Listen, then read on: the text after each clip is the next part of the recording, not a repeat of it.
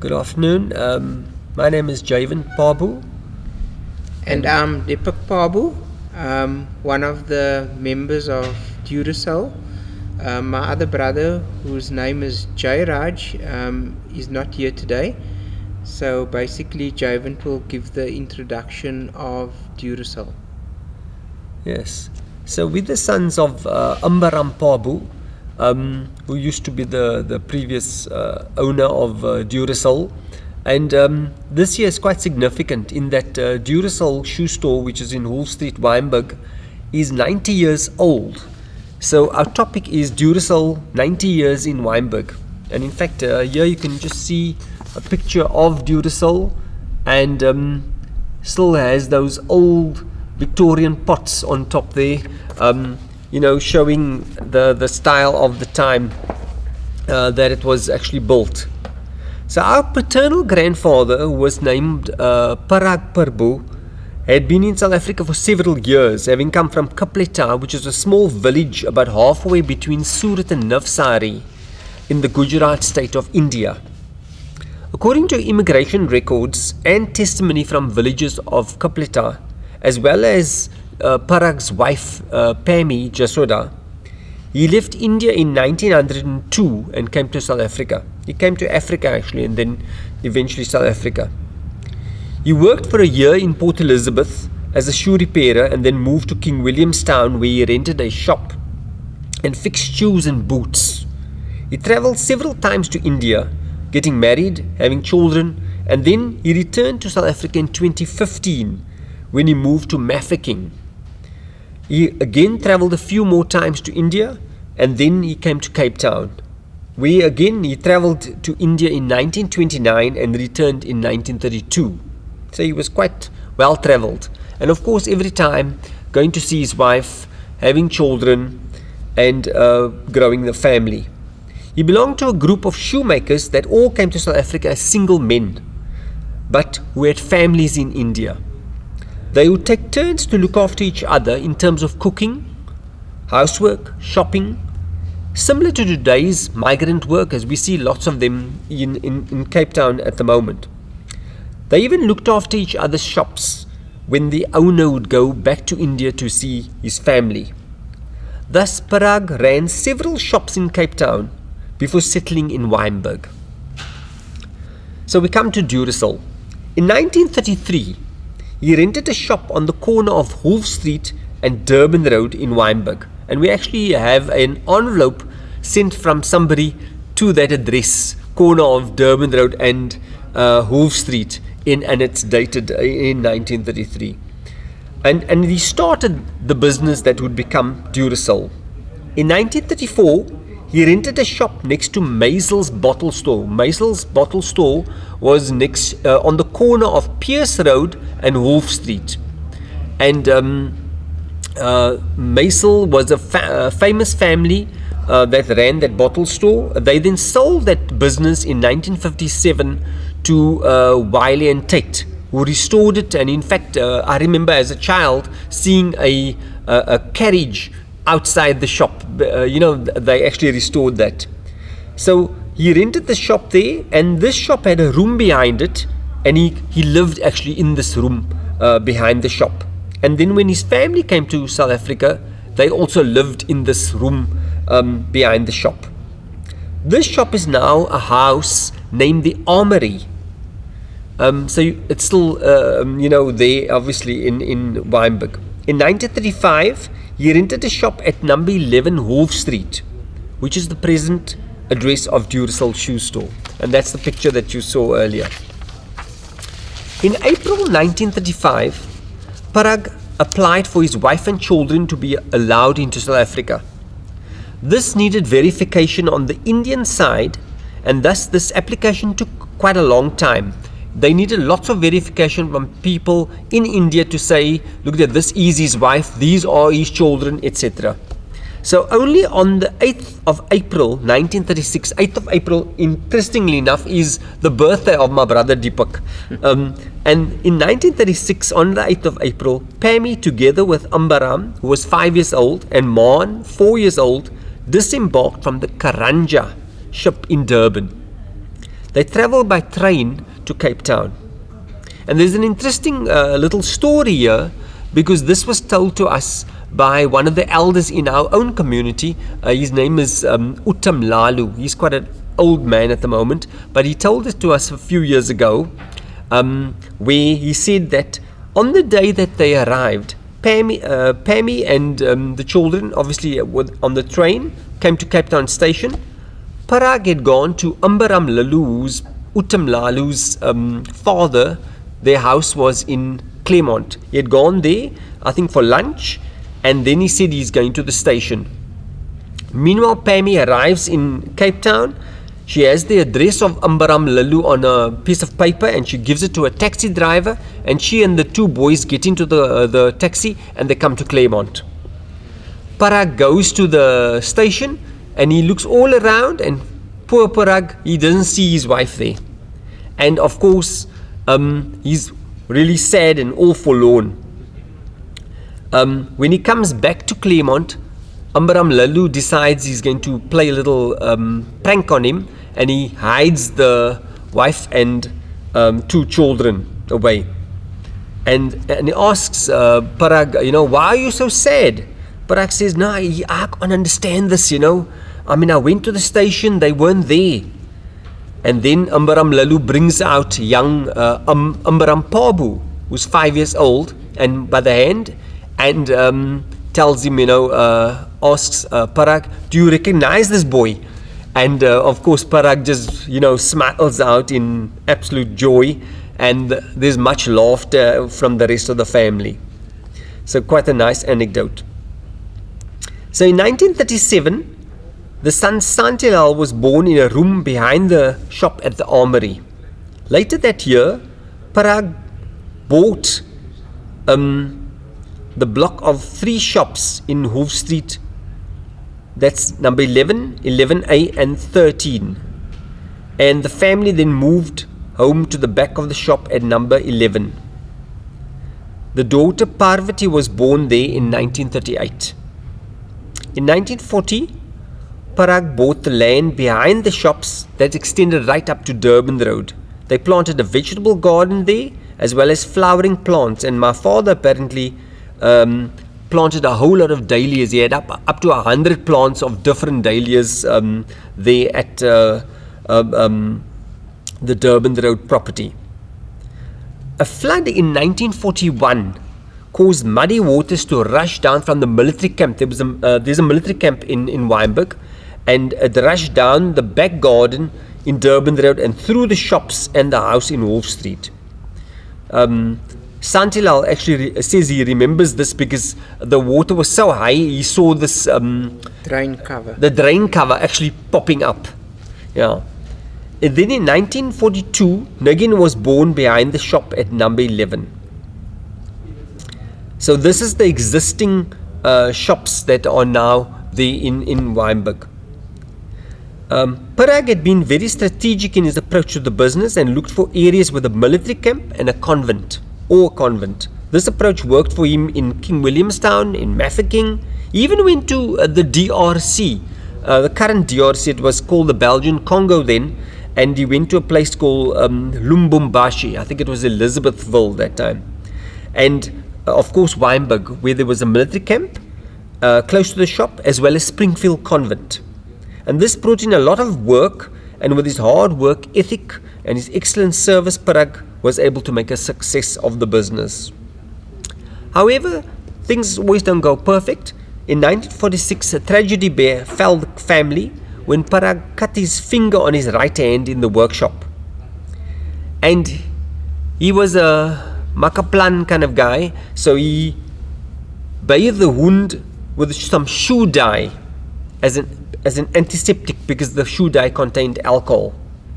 However, wasn't the best of things to do. The finger turned septic and needed surgery to remove the abscess.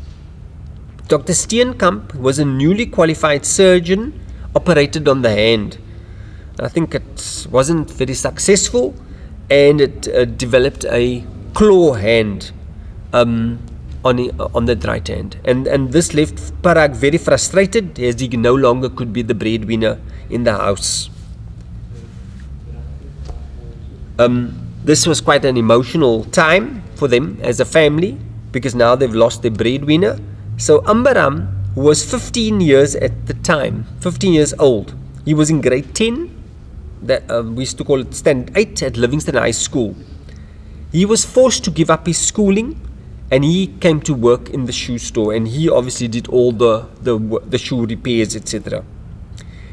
He had ambitions of becoming an engineer, but as the eldest brother in the family, he took on the responsibility as a sense of duty and worked hard to ensure that the family lived well and his siblings were educated. So it was a huge sacrifice on his side to have done this. I still feel emotional when I just think of my father having to give up school at 15. He was a brilliant man, absolutely brilliant man, and but he had this incredible sense of duty towards his family, towards his father, and of course, did what he had to do. It was just that time he did what he had to do. Yeah. And Santilal Nagin then went on to become medical doctors, very famous doctors. Santilal got a scholarship. He was the first one to get a scholarship. He, having graduated at UCT, he was one of the first black doctors at UCT. He later specialized in surgery. He was a surgeon in England, and he was also a breast cancer. He got a PhD for his research, and he did breast cancer research and of course surgery. And then Nagin specializes in anesthesiology. He was an anesthetist. He worked in the at UCT and Grooterschuur Hospital, and in fact today he has a museum named after him. The Museum of Anesthetics is named the Nagin Parbhoo Museum of Anesthetics at Grooterschuur. In 1952, the family built a double-story house in Durban Road. It was the first in our Gujarati Indian community to have a double-story house, and the family then moved into the house in 1953. The first time that they actually lived in a proper house, obviously living in a back of a shop before that. And I think this is the difference, in fact, between lots of the British colonizers at that time in that area compared to the Parbhoo family. They had to do it all by themselves.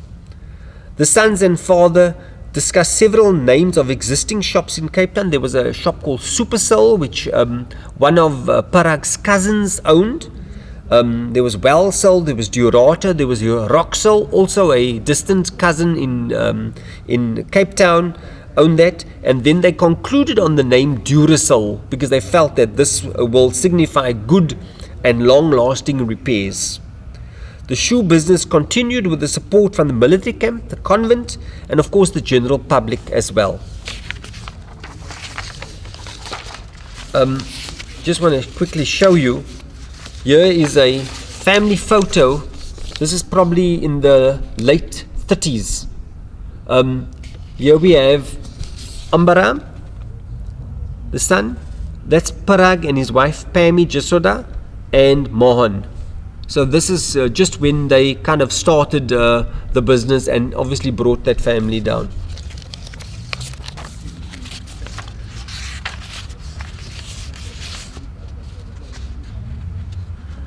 Right. So as he grew older, he obviously could do more things, and Ambaram was also not only just doing shoe repairs, and of course he had this engineering mind. I remember he built even a little steam engine toy that actually worked. I mean, he was quite innovative, but he was also very good in carpentry. So he built the shelves of the shop. He built the counters. We had 2 big counters with glass, etc. He did all of that.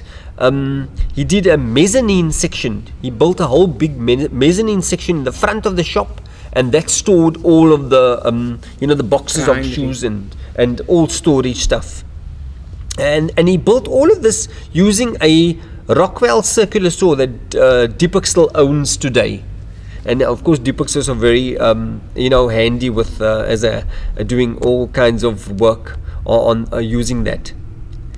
Ambaram also had a depot in Deep River at a saddler's shop, and this obviously brought in business from the Deep River area.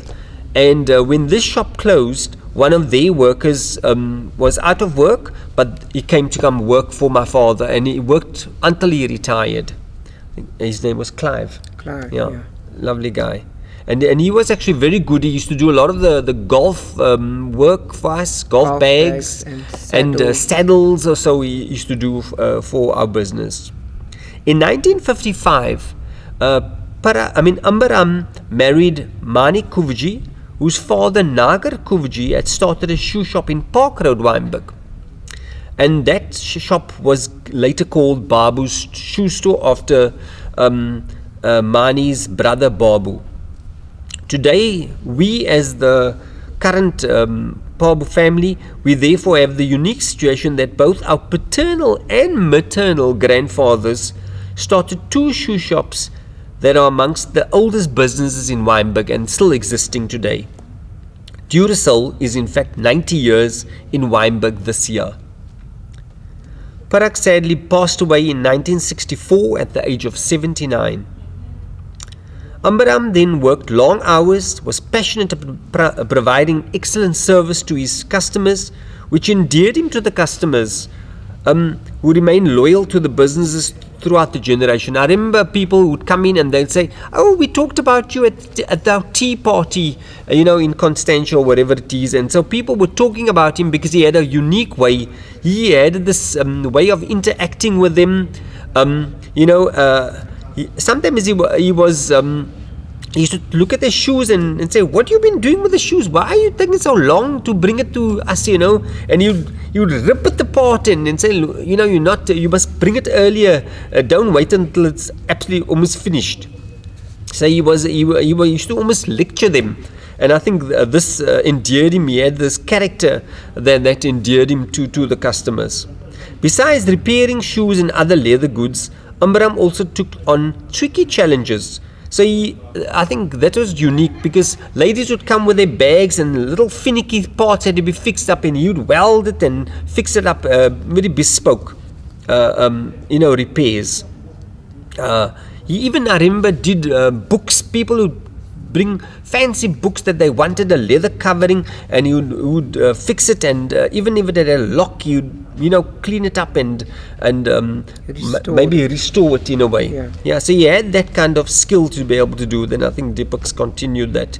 He also manufactured various designs of sandals. He was quite a innovative and artistic in a way, and he would design these sandals, and he had a famous sandal, an Indian sandal with these straps, uniquely structured, and to be customized for each customer's feet. Obviously, I remember they would put their feet on a piece of paper, you draw it out, and you tell them, "Look at it, this is how it's going to look," and you'd make it up specially for them. And a lot of them would come back afterwards, after their overseas trips, and they would say that the sandals have gone all over the world, and it's so comfortable, etc.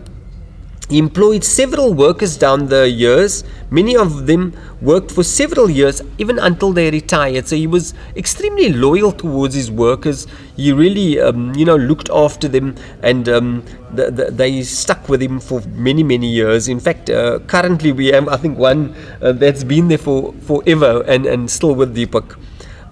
But he was a tough boss. He actually taught a lot to his workers, but he demanded extremely high standards at all times.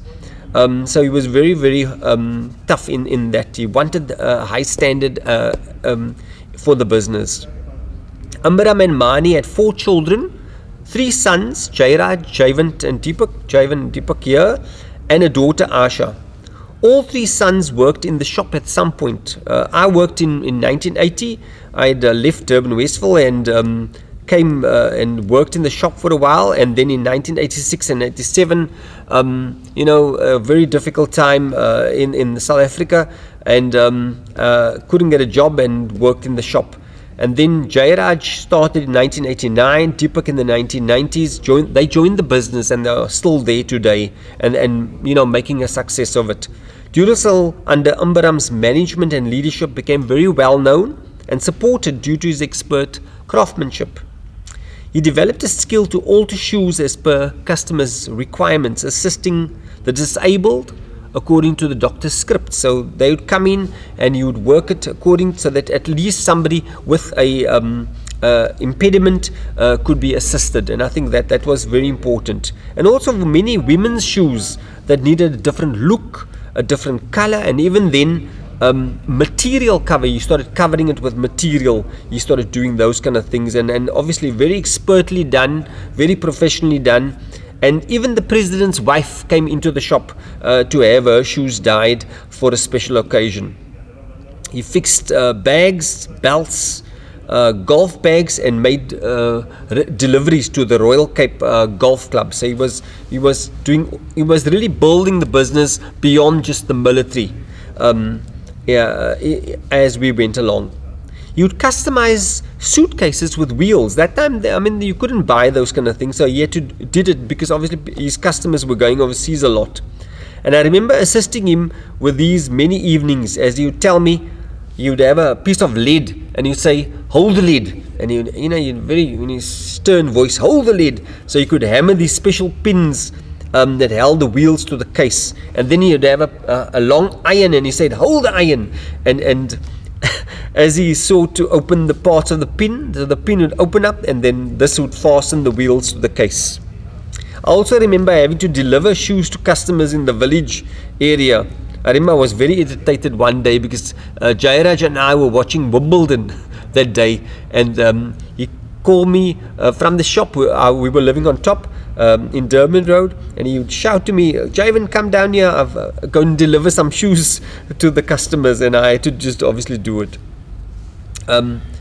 His reputation spread beyond Wynberg and environments, so that the businesses drew customers from the northern suburbs, from the west coast. People who come from Langebaan with their shoes, and even from Joburg, people who come with bags of shoes if they were coming on holiday. Today, some Johannesburg shoe businesses still recommend that their customers' repairs be done by Durasole, and they'll send it down through the business. Several famous people frequented the shop or sent their shoes to be fixed at the Durasole. These include Raymond Ackerman for many, many years, Jane Raffaeli, Barbara Barnard, Garth Leroux, and so many more. I'm sure Dipak can even add to that. In 2006, the shop was transformed into a modern shop, with the front area becoming a showroom for new shoes, while the repair section was enlarged significantly. Today, the boot stitching machine of Dipak Parbhoo is still in use, and obviously modern new machines have also been bought. I think Dipak can even tell us a little story about one of the machines. Well, many years ago, my father thought about this one particular machine, which is called a Blake stitch machine. And every time he was ready to order, he then delayed it, and eventually when I got into the business 32 years and 1 day later, we brought the machine in from Italy, obviously a much newer version, but eventually we brought that particular machine in. So, and up till today we are still using it very much. That's great. Yeah, and I mean the finishing machine, there's a long finishing machine in the business used by Ambaram, is still in use today. So I think terms, a lot of these machines are old, but I mean, how did you keep it going? You had parts. The machines are mainly restored by myself. When they need maintenance, like bearings and new belts and so forth, luckily I've been able to do all of that work. So a lot of the machines are maintained at a very good rate, and they virtually up to date with new bearing technology and belts and so forth, so they run quite well. And where the machines needed to be upgraded, we've obviously upgraded according to newer safety standards. So the workshop has been transformed, one could say, into quite a new environment as far as safety standards are concerned. Good. Okay, sadly, Ambaram passed away in 2007 at the age of 76. Yeah, he just went so quickly. Very sad. Nowadays, rock climbing, hiking boots are fixed at the shop. So how did you get into rock climbing? Well, basically, the technology in the industry has changed, whereas a lot of the compounds and substances are more newer made materials, and a lot of other places cannot actually bond these substances. So we went into a lot of in-depth research on how to bond these new materials, and today we've probably got one of the best gluing facilities. A lot of the technology we use is polyurethane based, whereas in the good old days everything was contact adhesive. So we've obviously switched from using old bonding technologies to complete new ones, using heat activation and new modern day presses as well. Okay, that's obviously that it helps you when you've got a electrical engineer in the business, and so I think Dipak's education has helped him tremendously to obviously advance the business, and especially with the technology.